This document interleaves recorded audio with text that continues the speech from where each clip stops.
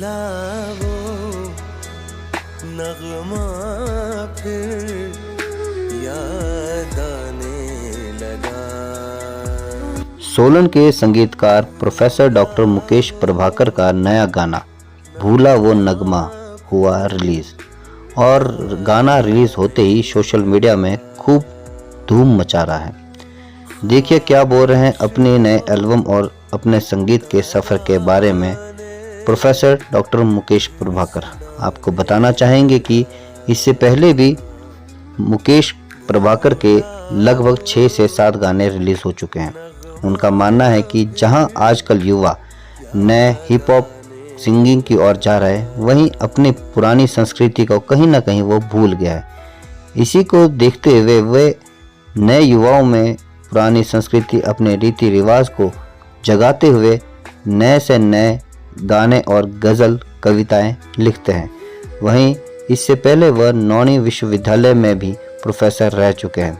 Retire होने के बाद मुकेश प्रभाकर आजकल अपनी नई कविताएं और नगमे की ओर अपना रुख कर रहे हैं। वहीं आज उनका भूला वो नगमा गाना रिलीज हुआ है। तो आइए आप भी बताइए क्या कहना है आपका इस गाने को लेकर। तो जानते हैं साथ ही साथ डॉक्टर मुकेश प्रभाकर की लाइफ की थोड़ी सी कुछ बातें। नमस्कार, मैं डॉक्टर मुकेश प्रभाकर सोलन निवासी हूँ और मैं डॉक्टर YS परमार यूनिवर्सिटी से एज ए प्रोफेसर मैं रिटायर हुआ हूँ 2020 में। और मैं सोलन का ही यहाँ का निवासी हूँ और मेरा अपने सब्जेक्ट फॉरेस्ट्री जो कि मेरा एक विषय रहा है, और उसके अंदर मैं वाइल्ड लाइफ और फॉरेस्ट की डेवलपमेंट, इन चीज़ों से मैं वहाँ पर बच्चों को कम से कम 34 साल का मेरा एक्सपीरियंस रहा है पढ़ाने का। सर, सुना है कि आप गाने वगैरह लिखते भी है और काफ़ी टाइम से इस लाइन में जुड़े हैं। जी, ऐसा है कि संगीत तो एक बच्चा जब पैदा होता है तब से ही वो उसको रिस्पॉन्स करना शुरू कर देता है। आपने देखा होगा कि बचपन में जैसे जैसे बच्चा बढ़ता है तो वो संगीत उसके साथ साथ चलता है, चाहे उसकी भाषा अलग अलग हो पर वो साथ साथ चलता है। तो ये चीज़ मेरे में भी बचपन से थी और मैं कविताएं लिखा करता था बचपन में। और स्कूल में भी मुझे याद है कि कोई ऐसे आता था या कुछ भी आता था तो मैं उनके अंदर अपनी तरफ से मैं अपनी लिखने की उसमें पेशकश करता था। हाँ, रिटायर होने से पहले जो मेरे मन में एक महसूस हुआ, जो हमारी आज की जो नई पीढ़ी है उसको देख करके थोड़ा सा मैं एक निराशा में आया कि वो संगीत के लिहाज से वो कुछ ऐसे गाने गा रहे हैं, ऐसे गानों का वो सिलेक्शन कर रहे हैं जो कि हमारी संस्कृति और उनके मनोविकार और उनका मानसिक विकार जो है उसमें भी वो रुकावट डाल रहा है। तो मैंने अपने मन में सोचा कि क्यों ना मैं अपनी जो कविताएं हैं उनको मैं संगीत के रूप में लाऊं, और इस जनरेशन को, जो आगे आने वाली जनरेशन है, जिसको कि मैं अमूमन बोलता हूँ कि मेरा भविष्य है, मेरा भविष्य तो नई जनरेशन ही है, तो उस जनरेशन को मैं इम्प्रूव करने के लिए मैंने कविताएं लिखी और उनको गीतों का रूप दिया।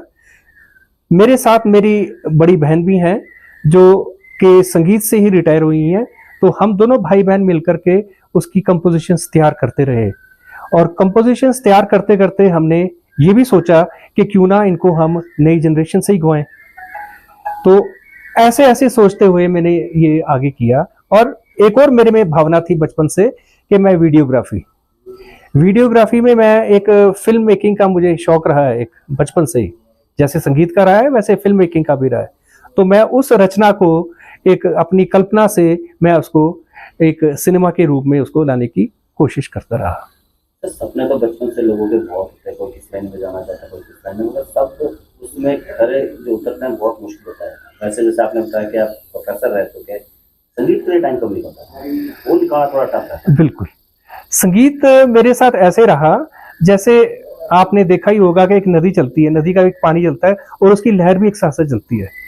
ऐसे ही मैं बच्चों को जब पढ़ाता भी रहूंगा तो मेरे अंदर, मैं अपनी कल्पना से ज्यादा पढ़ाता था बच्चों को।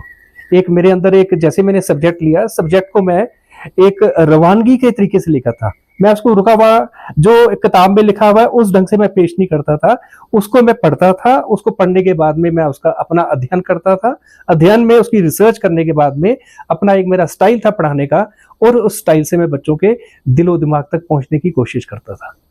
और पहला जो गाना है और कौन सा गाना, कब जो है आपने पहले लिखा और उसके बाद उसको कंपोज भी किया? मेरा पहला गीत जो था वो आप ये समझे, मुझे जो प्रेरणा मिली मुझे कि हमारा यूनिवर्सिटी में यूथ फेस्टिवल था। यूथ फेस्टिवल में एक बच्चा जो कि गीत गज़ल गाने लगा था, तो वो गज़ल लेके आया, कहीं से पोइट्री लेके आया, उसने सुनाई, मुझे इंचार्ज बनाया था। ऐसे संजोग की बात है कि मेरे को संजोग ये बना मेरा कि मुझे इंचार्ज बनाया गया यूथ फेस्टिवल का। तो मैंने उस बच्चे को स्क्रीनिंग किया कि उसने क्या गज़ल लेके आया है। वो तो गज़ल का ठीक है, उसके जो उसकी शायरी थी वो कोई इतनी बुरी नहीं थी, पर एक उसका जो स्टेंजा था वो मुझे अटपटा लगा। तो मैंने उस बच्चे को बोला, मैंने कहा बेटे तेरी गज़ल अच्छी है, तो तू ये वाला स्टेंजा इसको हटा दे।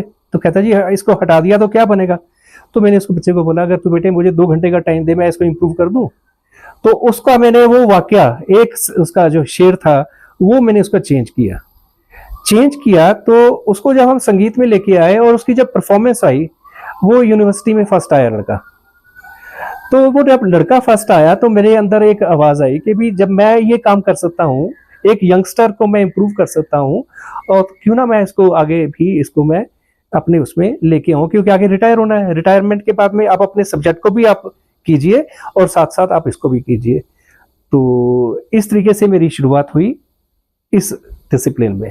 तो सर अभी फिलहाल कितने गाने जो आप लिख चुके हैं और कितने गाने लॉन्च? करीब मेरे 6 गाने जो हैं वो यूट्यूब पे चल पड़े हुए हैं, जिसपे सबसे पहला जो गीत था जिसके अंदर मैंने खुद एज एन आर्टिस्ट उसके अंदर मैंने परफॉर्म किया था, ये रिटायरमेंट के 2 महीने पहले 2020 की बात है। जब मैं रिटायरमेंट के उसमें था तो मैंने अपनी गीत लिखा, उस गीत की हमने कंपोजिशन की, और उसकी कंपोजिशन करने के बाद में उसको मैंने अपने स्टूडेंट से गवाया। लास्ट जो भी गाना है कौन सा है और क्या रिलीज हो चुका है? वो जो गाना है शायद आपके सामने अभी ये बैनर भी मैं जिसके लिए बैठा हूँ, ये है भूला वो नगमा। भूला वो नगमा एक गज़ल है जो कि मैंने इसके चारुकेशी राग होता है, चारुकेशी राग के अंदर इसको मैंने कंपोज करने की कोशिश की। और उसके बाद में एक हमारा उभरता हुआ कलाकार है विकास शर्मा। मैंने विकास शर्मा से बात की कि आप इसको लफ्ज़ों में लेके आइए। तो पहले तो उस बच्चे ने भी थोड़ा सा हिचकिचाया कि आजकल का ट्रेंड गज़ल्स का नहीं है, तो आप इस चीज़ में क्यों आप मुझे फंसा रहे हैं। तो मैंने उसको बच्चे को समझाया कि भाई आने वाली जनरेशन जो है उसके बारे में आप क्या सोचते हैं कि क्या ये ऊट पटांग गाने गाते रहेंगे? ऐसा नहीं है। मुझे लता मंगेशकर जी की बात याद आती है। लता मंगेशकर जी ने एक बार कहा था कि जो ये बिगड़ता हुआ माहौल है, ये अगर बिगड़ा है तो ये सही भी होगा। तो मैं उस उनकी सोच के साथ में मैं इसको चलाते हुए मैंने उस बच्चे को समझाया कि आप इस गज़ल को गाइए। तो आप विश्वास नहीं करेंगे, हमें 6 महीने लगे जी इस गाने की प्रैक्टिस करने में। फिर इसका हमने ऑडियो तैयार किया, और ऑडियो तैयार करने के बाद में हमने फिर इसकी वीडियोग्राफी की। सर किस थीम पे बनाया गया? जो गज़ल की बात कर रहे हैं तो किस थीम पे बना हुआ है? बेसिकली ये एक मोहब्बत के ऊपर है। मोहब्बत जो कि एक बहुत ऊंची गिफ्ट है ईश्वर की, और उस ऊंची गिफ्ट को लेते हुए एक मैंने ये गज़ल लिखी है जिसमें एक लड़की है, वो अपनी भावना बता रही है कि किस तरीके से वो उसकी मोहब्बत हुआ करती थी, और मोहब्बत हुआ करती थी, वो किसी कारणवश उसकी लाइफ से वो लड़का निकल गया, तो उसकी एक अंदर से दर्द है, उस दर्द के ऊपर ये गज़ल है। तो एक चीज़ देखने को अक्सर मिलता है कि ये कहानियाँ या फिर गाने वही लिखता है जो कहीं ना कहीं दिल से टूटा है। ऐसा कुछ आपके साथ भी होता है? नहीं, ऐसा नहीं है। मेरी एक ख्याल में, अब मैं आपसे भी बात कर रहा हूं तो मेरा ख्याल शायद कहीं और ही जा रहा है। तो मैं कहीं भी अपने आप को लेके चला जाता हूं। आप मुझे बोलें कि आप अपने पिता के प्यार में कुछ बोलें, मैं अपने पिता के प्यार में भी मैंने एक गजल लिखी है। फादर्स डे के ऊपर मैंने अपनी एक पिता के नाम से एक गजल लिखी थी, जो कि मेरे बड़ी बहन ने उसको अपने स्वर दिए थे। तो ऐसा नहीं है कि एक मोहब्बत एक बहुत बड़ी चीज है। माँ के रूप में भी मिलती है, माँ से भी मिलती है, पिता से भी मिलती है, बहन से भी मिलती है, भाई से भी मिलती है। अच्छा, ये दर्शकों के लिए आप बताएंगे कि ये गाना कहाँ पर अवेलेबल है, यूट्यूब में और कौन से पे? जी, मेरा चैनल है @me Mukesh Prabhakar, YouTube channel है, उसके ऊपर ये आपको मिल जाएगा। ये भूला वो नगमा, जिसको विकास शर्मा, ये जो इसमें मेल दिखाई दे रहे हैं, ये इसमें इन्होंने इसकी भूमिका भी निभाई है और इसमें इन्होंने इसको गाया भी है। और ये बिटियां हैं शिमला से हैं, ये इसमें भूमिका इन्होंने निभाई है। तो ये आप इसको देखें तो मैं बताऊं कि भी आपको कैसी लगी है। दर्शकों के लिए क्या संदेश देना चाहेंगे? हाँ जी, दर्शकों को संदेश देना चाहेंगे कुछ?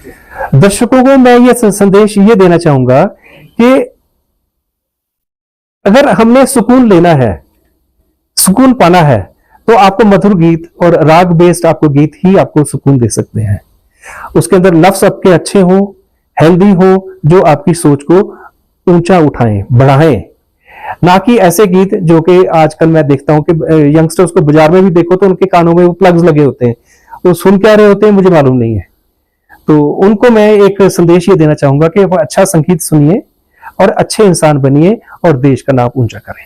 हिमाचल में जिस तरह से जो है वो लोकल गायक भी है जो पहाड़ी के गाने गा रहे हैं, उनके बारे में कुछ कहना चाहेंगे? जी, मैं ये बोलूंगा कि बहुत अच्छा कार्य कर रहे हैं, अपनी लोकल भाषा को वो उठा रहे हैं, पर उसको वो इस तरीके से उसको सिर्फ नाचने गाने तक ही रख रहे हैं। वो उसको इतना उन्होंने आधुनिक बनाने की कोशिश कर रहे हैं कि जो हमारे पारंपरिक हमारे जो हमारे ये इंस्ट्रूमेंट्स होते थे, म्यूजिकल इंस्ट्रूमेंट्स, वो उनसे दूर होते जा रहे हैं और आधुनिक चीज लेकर के कंप्यूटराइज करके उसको वो जिस तरीके से नाटियां और इनकी वो पेशकश कर रहे हैं, उससे थोड़ा सा मैं निराश हूं, पर उनकी कोशिश बहुत अच्छी है। आपका भी है कोई आने वाले टाइम में पहाड़ी गाना कंपोज करने का या कुछ? जी, मैं कोशिश कर रहा हूं कि जिसको आप इस गीत को, इस गजल को सुनेंगे तो आपको एक अंदाजा आ जाएगा कि मैं किस तरीके से लिखता हूं। तो उस तरीके से मैं एक पहाड़ी गाना और यहाँ के लोकल भाषा से मैं सोच रहा हूं कि एक इसको मैं पेशकश करूं और आने वाली स्तुति भी मैं एक पेश करने की कोशिश करूंगा। कोई सर गाना गुनगुना देंगे जो आपको लगता है कि जिस तरीके से आप इसी को ही बोलेंगे, ये गीत एक काफी मेहनत भी की है इसके ऊपर और लिखते समय मैंने इसके काफी शायरी को भी मैंने बहुत बदला, कभी लिखा, कभी चेंज किया, कभी कुछ किया। तो इस गीत की एक मुझे लाइन याद आ रही है, जैसे कि मैं आपको एक शायरी के अंदाज में जैसे कि एक होता है उस तरीके से बताऊंगा। भूला वो नगमा फिर याद आने लगा, खामोश वो तराने फिर सुनाने लगा। ये एक शेर अपने में एक चीज बहुत बता रहा है कि एक ऐसा मेरी जिंदगी में एक ऐसा एक नगमा आया था, या उसको आप मोहब्बत बोल लीजिए, कि जो उस समय भी खामोश थी, उसने उस समय भी लफ्जों से कोई इजहार नहीं किया था और आज भी वो मेरी जिंदगी में खामोश ही है। तो इस तरीके से ये इस गीत की शुरुआत भी होती है। आप इसको, बेहतर होगा कि आप इसको YouTube पे आप इसको जाकर के सुने।